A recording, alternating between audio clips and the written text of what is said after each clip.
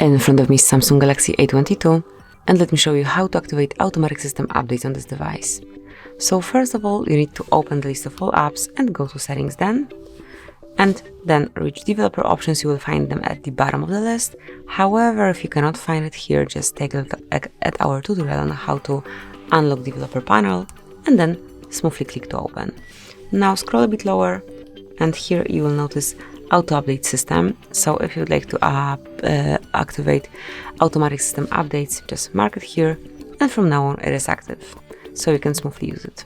And then whenever you would like to switch this feature off, unmark the indicator, and that's nothing more to do.